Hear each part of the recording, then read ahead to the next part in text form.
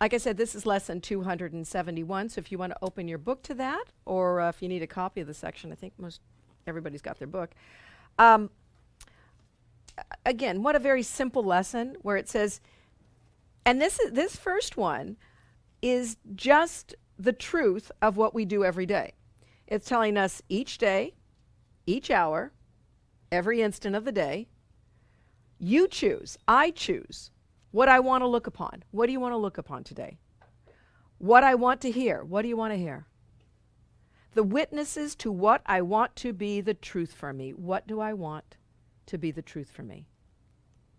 Do I want pain and suffering? Okay, that becomes my reality. Do I want to listen to the witnesses that say things are unfair, that I'm limited, that I have no power? Is that what I want? If that is the case, then those are the witnesses that I will seek out. We talked about this last week, that we're a seeker and a finder. We look for the things that support us, support our view. And I'm not saying that that's always such a wrong thing, but what I am saying is if we want to continue with a world that is the same as it was yesterday, and it will be that tomorrow, then that's the kind of witnesses we send out. Those are the kind of messenger signals we send out. But if we want a world redeemed, if we want a life redeemed, if we want a life at peace, then we send out the witnesses to peace. We send out the witnesses to unity. We send out the witnesses to love, not fear. We send out the witnesses to joy, not sorrow. Those have to be the witnesses that we maintain. And we're going to be called upon to be in many different circumstances and situations. And we have to decide when we are there, what will we witness to? You know, when people are in circumstances, they witness to something. Jesus, in his life, witnessed to what? The truth. Witnessed to love. Witnessed to abundance, witnessed to a life that Christ would give him beyond the limitations of the world, witnessed to life triumphing over death. Jesus was so powerful. His message has lasted 2,000 years because he was that strong a witness. And that strong a witness calls to us and pulls us to that truth even now, after 2,000 years.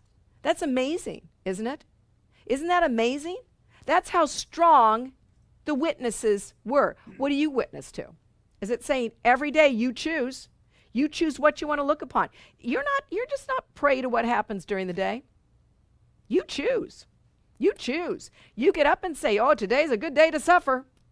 Oh, today's a good day to be in pain. Oh, today's a good day to be, fearful. So we sing at the mirror, oh, what a beautiful morning. What, to this? You know? These are the sounds we want to hear. These are the witnesses to what we want to be the truth for me. Is that what I want? And if it is not, then you say, no, I am going to witness to the truth. Christ is the vision I want today. And so when those other little messages that we have sent out get delivered back to us, maybe messages of fear and messages of doubt and messages of pain and messages of sorrow and messages of worry and messages of anger, and they start coming back in our mental mailbox, we go, wait a minute, Christ is the vision I will use today. Because you got to stop accepting. There's got to be, insufficient funds on that letter. No one home on that letter. You need to send that witness back. You need to start witnessing to what you want, not to what the world is just dictating out to you. Because the world is not the truth. God is the truth. Christ is the truth. And Christ is saying you are entitled to miracles. You are entitled to healing. You are entitled to the world that forgiveness shows you now. But you have to want it. You have to stop witnessing to everything else. And it's hard to do when you got kids, isn't it, Karen? Somebody said, doesn't matter how old they get, they're still your kids. They could be 60, right, Mom? They could be, I don't know, Karen, what's your son? 46. He could be 46. You could be, somebody could be 100 and their kid could be 80 and they'd still be their kid. That whippersnapper, It's hard to stop the worry. But you know what I know about worry? It doesn't do darn thing. It doesn't get you anything. Worry and fear get you nothing. And when kids are 46 or 60, they're going to do what they want to do anyway, aren't they? You know, when they're 18, they're going to do what they want to do anyway. You know, so what we have to do, and what I believe Jesus did, what did he do? He witnessed to the truth. That's why he lasted 2,000 years. He didn't sit there going, oh my God, when Peter goes off fishing, he's going to hit a storm. Oh my goodness gracious. No, he witnessed to the truth even in the face of the storm. So when our kids go off, we have to witness to the truth. We have to know that God's strength and the vision of Christ is much more powerful than the witnesses to the lie. The witnesses to the truth are much more powerful. So when we send our kids off, we witness to the truth for them. We do something for them that nobody else can do except their mother. Witness to the truth. And your truth is pretty darn strong for your kids. Remember that. You know, I think that's what we want to do. That's what we want to do. That's why it says here, you're choosing what you want to look upon, what you want to hear. The witnesses to what you want to be, the truth for you. So today, let's do it right. Let's do it right today. Today, I'm going to choose to look upon what Christ would have me see. I'm going to witness to the truth. I'm going to listen to God's voice. I'm going to see what Christ would have me see. I'm going to listen to Christ's voice, God's voice, and I'm going to seek the witnesses to what is true in creation. Creation isn't saying, oh, that's a bad, that son of yours is going to be having problems. No, creation's going to say, boy, he's a holy child of God. He's strong. You know, he's going to say, you know, that kid of yours there, Lil, no, he's a holy son of God. He's strong. You know, we're all going to be saying, our kids, they're holy children of God. They are strong. And when we witness to that truth, we become the answer for this world. We become the answer for ourselves.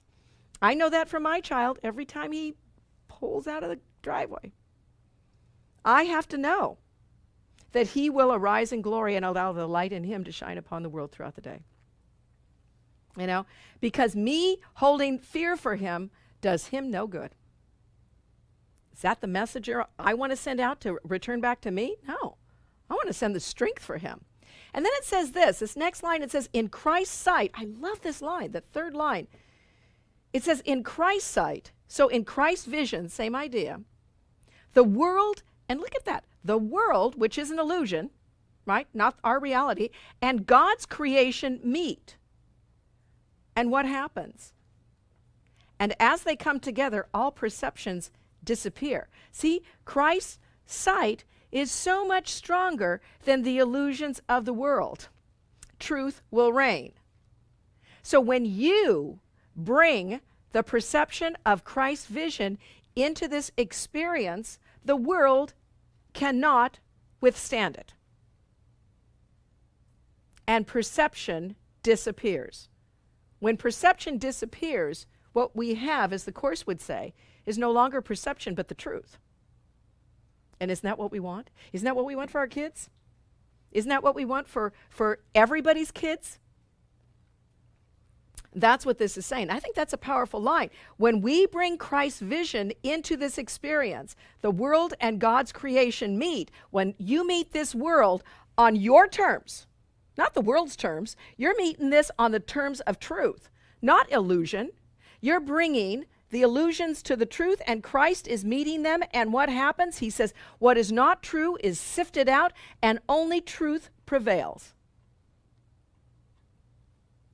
Perception disappears, and what happens? His kindly sight, therefore, redeems the world from death, from all these dead thoughts. And dead thoughts are fearful thoughts, and judgmental thoughts, and worry thoughts, and angry thoughts, and hateful thoughts. He redeems the world from all of that.